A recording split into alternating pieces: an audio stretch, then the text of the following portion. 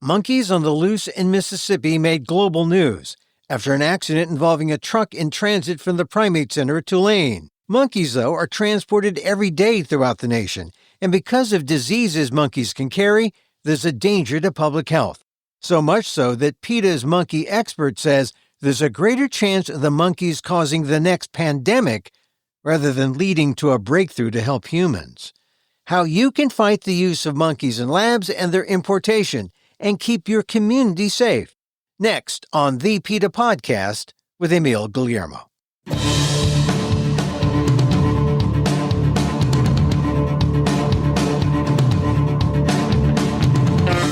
Welcome to the PETA Podcast. I'm Emil Guillermo, your host for this inside look at animal rights, brought to you by PETA, the largest animal rights organization in the world.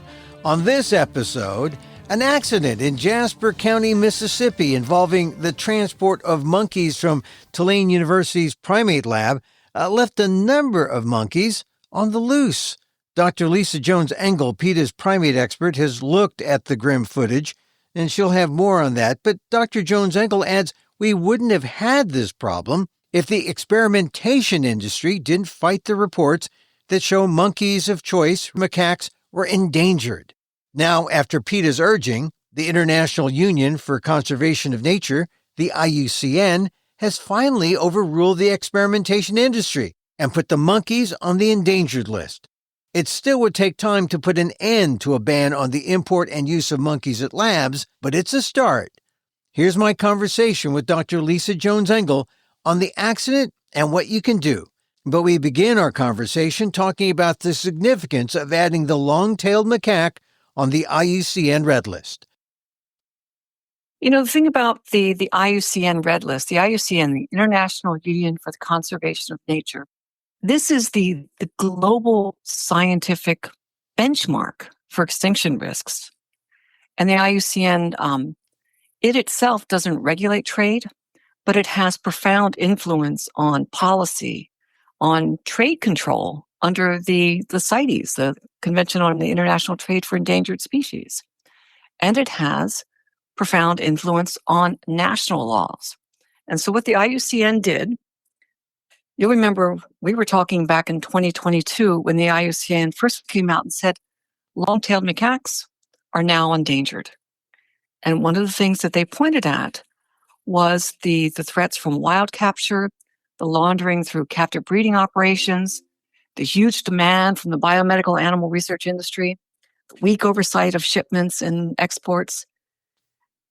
And you can imagine, Emil, how upset the biomedical industry got because of that. And so they put in a petition to have the long-tailed macaques delisted. So a 3-year fight ensued. Mm-hmm. And once again, we won that fight because the IUCN just last month came out and said, not only are these animals endangered, as the scientists and the scientific data show, but in fact, over the last 3 years, we've learned that their decline has been even greater than we thought. There's been a 50 to 70% decline over the last 30 years of these monkeys. That's almost unsustainable, Emil. And why did they drag their feet on this? What explains that? They dragged their feet, or they were dragged into petitions because the biomedical industry, headed by the National Association of Biomedical Research, the lobbying shield company for the industry, basically said, hey, this is not fair. Mm. And you had people like Dr. Lisa Jones-Engel, who works for PETA, helping do the assessments. How could that possibly be a proper assessment? You know what? National Association of Biomedical Research, the people doing the assessments are the scientists and the people with the data. And that included me, that included PETA, that included a dozen other primate scientists. Just because you don't like the results doesn't mean that the science didn't support the results. So we had to go in and do another assessment.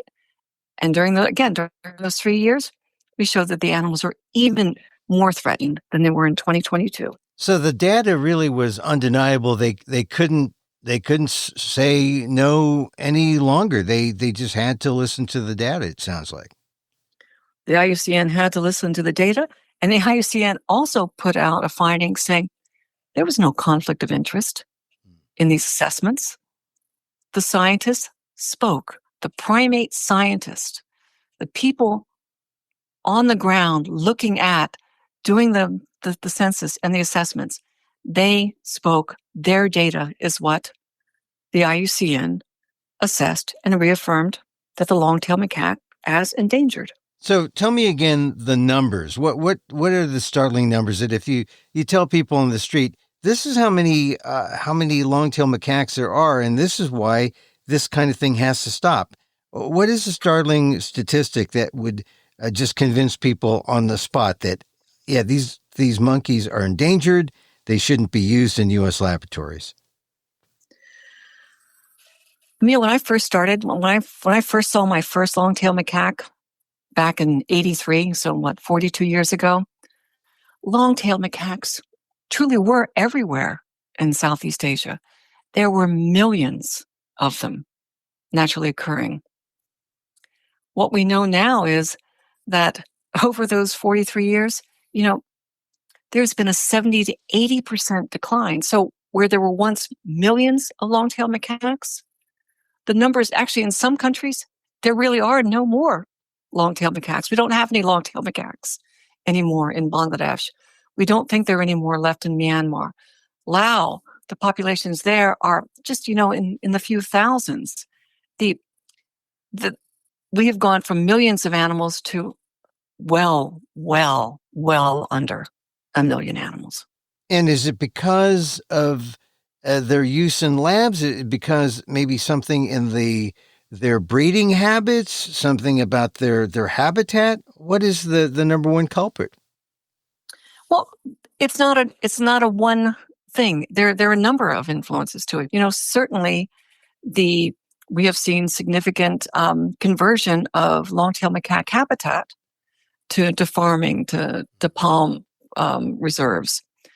There is some hunting of long-tailed macaques for food, but the industry likes to say, "Hey, there's so many. Look at these temples. We see so many of the long-tailed macaques there." Or look over here in this village, we see so many long-tailed macaques there. But they're just seeing this tiny, tiny sliver of the area that these animals now occupy. And so because they are so visible in some places, and because this industry can get so much money per animal and then sell them for use in experimentation, one of the most significant drivers is their wild capture and laundering through these monkey farms in Asia.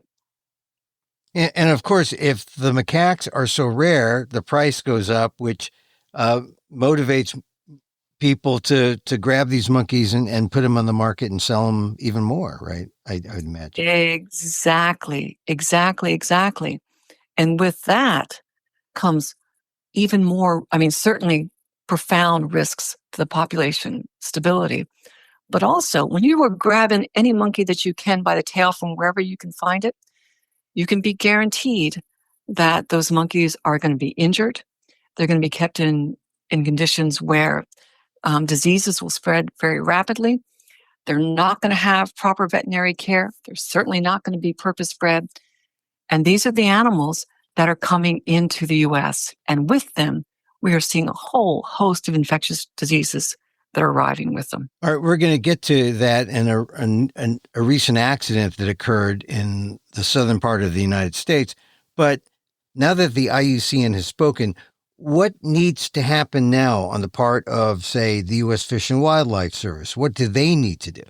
When a wild species of primate is collapsing in its own home range, its own natural habitat, but it is still being pulled into U.S. labs, that should raise an enormous red flag. And not just for conservation, but also for biosecurity and scientific integrity and for public health. And Fish and Wildlife Service knows this is going on. How much more do you need to see, including your own data that you collected during a 5-year investigation in Cambodia before you act and take the petition that PETA and Jane Goodall and Birute Galdikas and dozens of other primate scientists from around the world submitted to you earlier this year and get these animals started on the process of being added to the endangered species list. They have their own data, and you talked about a letter that even Jane Goodall was part of. How much longer are they going to take before they extend the Endangered Species Act protections to the macaques? Every day that they delay means more dead monkeys. And so, Emil, I don't know how much longer they're going to delay, but what I do know is that it is critical that Fish and Wildlife Service hear from people, hear from PETA supporters, and feel the pressure. I mean, they need to know that everyone is watching them. All eyes are turned on the Fish and Wildlife Service right now. They can act. They have the power. And if they extend the Endangered Species Act, what will happen immediately to the macaques? It'll stop the importation. It'll stop them macaques going into labs. Getting the animals, getting the long-tailed macaques and the pig-tailed macaques on the U.S. Endangered Species Act is a process. At least a year or so for that to happen. Mm-hmm. Probably longer, though it doesn't have to. But the thing that the Fish and Wildlife can do right now is say, we are not going to allow any further shipments of long-tailed macaques into the U.S. They have the power to do that, and they should have acted on that years ago. And by not acting, we have accidents like the one that has happened. It was in yesterday. Yeah, it was in Mississippi. Yes. And exactly. Tell me the situation there, because it made big global headlines. I will describe it with words, but I've seen some of the videos that were captured directly on site there, and this is bad. Emil, this is the kind of images that will continue to haunt me. 21 macaques were being moved from the Tulane National Primate Research Center in Louisiana to some other facility. We don't know which one yet, but to another facility in Florida. They were packed into a white truck. Their crates looked just like the crates that monkeys imported into the U.S. look like. You know why we know they look just like those crates? Because in January of 2022, we saw a similar trucking accident up in Pennsylvania where monkeys who had just come in from Mauritius were involved in an accident, and their crates were spilled out onto the road. A woman got too close. She got exposed. 3 monkeys escaped. The CDC ordered them shot on site and killed. But what we saw in Mississippi just this week is the same thing. A couple of dozen crates shattered, broken, strewn across, the median in this highway. The truck ripped open like as if someone had taken a can opener to it. Monkeys climbing in and out of the back of the truck. And there's one image, Emil, of an adult male rhesus macaque. He's just sitting there. He's obviously not in his crate.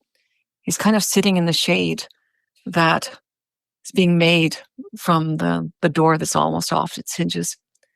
And Emil, this monkey he's so dazed. Mm-hmm. He is so confused. He's not moving. And is that just from the travel, or do they drug them? No, that would you're not allowed to drug a monkey when you put it in a small box and stick it in the back of a truck. No, this was an animal who he's just, for all I know, he may have been paralyzed, but just looking in his eyes, it's the irony of, for a moment, this monkey is free. He's not in a lab. He's not in a wooden crate. There is forest on either side of him, and he's not moving. I think 8 of them, the numbers are changing as we speak, but Several of them, the crates burst open and the monkeys got loose. The driver of the trucking company, the police arrived. The driver told the sheriff, hey, these monkeys are dangerous. They're carrying dangerous infectious diseases. They're very aggressive. You got to shoot them. According to the reports that we're seeing from the media, that several of them were shot while they were still there. 3 of them are still missing. So 3 of them got out. And part of me hopes that big male, rhesus, who was sitting there, he got his wits about him and has taken off and will have some taste of freedom. I do know that there is an intense effort to get them back. If they're told that they're aggressive, then they probably will just shoot to kill, and there will be no real recapturing to send them back to what? A lab? We don't know where they were going, but these monkeys were coming from the Tulane National Primate Research Center, which is in Covington, Louisiana. And they were a few hundred miles on their trip towards going to Florida when the accident occurred. All right, so they were already in captivity. They were already, exactly. But they weren't used in experiments at that point. They were just taken and moved to a new facility, perhaps. So this is this crash is really, it is a concrete manifestation of this high risk supply chain. These animals were in transit. They were in stress. There was every reason to believe that they were harboring pathogens. We know that there are things like salmonella and Yersinia and tuberculosis and burkholderia. All kinds of pathogens are circulating in the monkey population at Tulane Primate Center. Tulane Primate Center is no different than every one of the other 7 national primate research centers here in the U.S. All of them are riddled with diseases. All of the supplying farms and facilities in Asia and Mauritius are riddled with disease. For Tulane to suggest that these monkeys were pathogen-free, no way, not happening. And you know what? And we are calling their bluff. So we have last night, we sent a letter to the authorities in Mississippi and said, hey, get a necropsy on those animals. Get the veterinary records. Finally, let people know exactly what these monkeys who are caught up in primate experimentation are harboring as they are cruising down our highways and as they invariably get loose and run around. And if a necropsy does take place of the monkeys that have been caught or are captured, then we'll see just how dangerous. And maybe this will be the thing that forces Fish and Wildlife to act, or this should be the thing that would force the CDC to act or the USDA to act. So these macaques would have been born here in the U.S. at one of the national primate research centers. We have not been importing rhesus macaques for decades. Frankly, it doesn't matter anymore whether or not the monkey is born here in a facility or is imported from overseas, because every single facility is contaminated with these pathogens. And so this entire industry is truly one seething cauldron of infectious disease risk. And it is so much more likely to trigger the next pandemic than it has ever or will ever be to contribute meaningfully to human health. So the danger to the public is very real. This is a very real public health hazard. Oh, absolutely. The Tulane itself, a decade ago, detected in its monkeys and could never figure out where it came from, a pathogen so deadly that it is actually considered a bioterrorism weapon. And it is a pathogen that just 3 years ago, the CDC published a paper saying, whoops, it turns out that the monkeys that we import from Southeast Asia carry this pathogen and have been arriving into the U.S. infected with this pathogen. And they are capable of shedding it in their urine, their feces, their saliva, their blood, And this pathogen can then take up residence in the environment. And so what can the public do if they see the news and they're concerned, what should they do? And are they in danger if this is happening in Mississippi? Should someone clear across the country be concerned? Or, in another part of the country, east or west, should they be concerned? And what can they do about it? So a few years ago, it was in a truck accident in Pennsylvania. A few months ago, 43 plus monkeys got loose in South Carolina at the Alpha Genesis facility. This week, we've got monkeys on the road from Louisiana to Florida getting loose. This is not a rare thing. Monkeys who are caught up in these facilities or who are moving between these facilities always find a way to get out. And these facilities are all over the country, Emil. So, no, you might think, hey, this doesn't apply to me because I'm in Nebraska. I guarantee you got monkeys moving through your roads. Or, hey, this doesn't apply to me because, I'm up in Massachusetts. I promise you have monkeys transiting up through your area. The industry basically uses the U.S. highways to move their monkeys.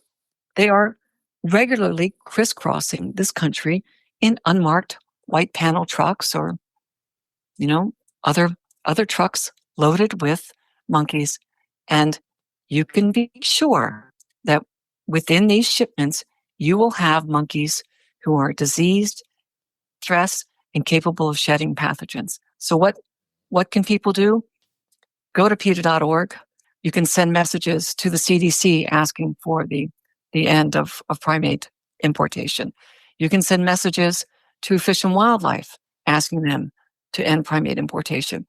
We need the public to say to the officials who have control over this, to say, enough.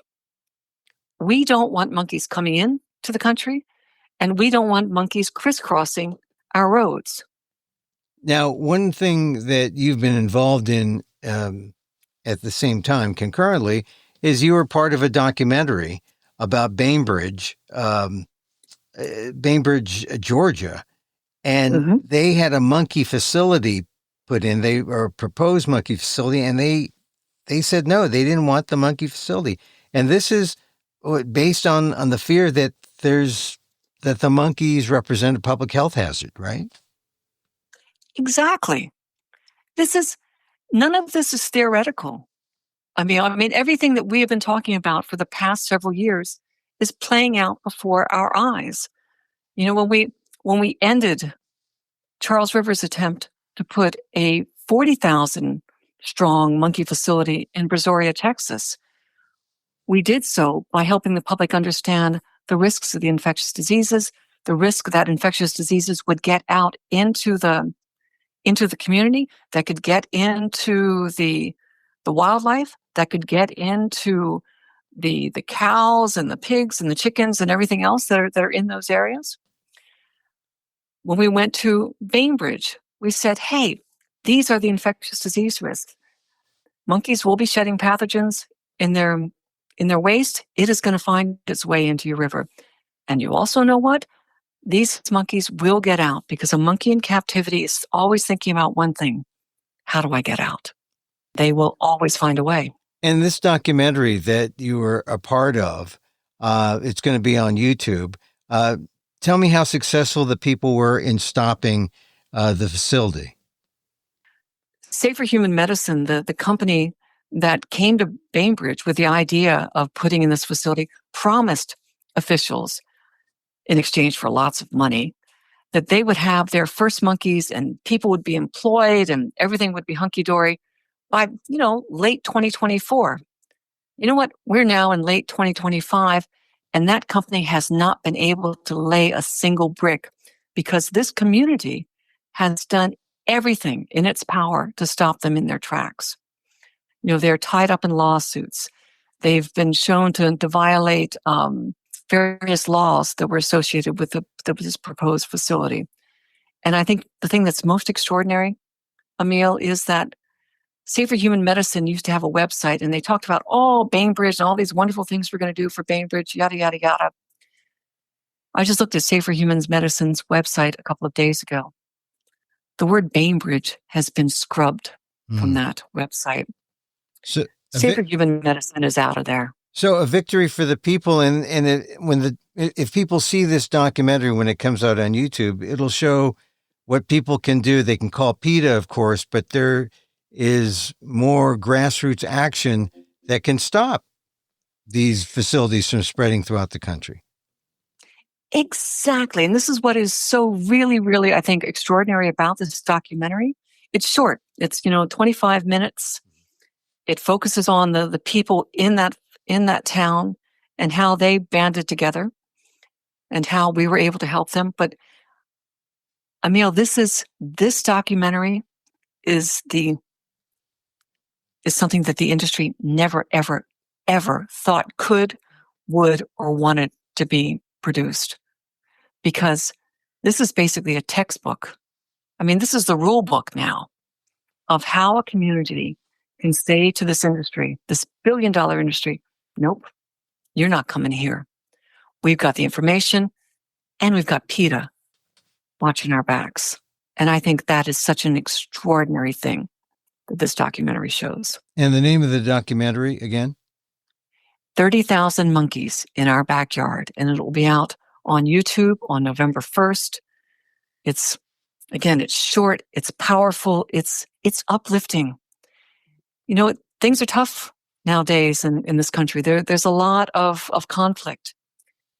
In this town, people came together because they wanted to protect their town. They cared about the monkeys, and they wanted to show this industry, nope, not here, not on our watch.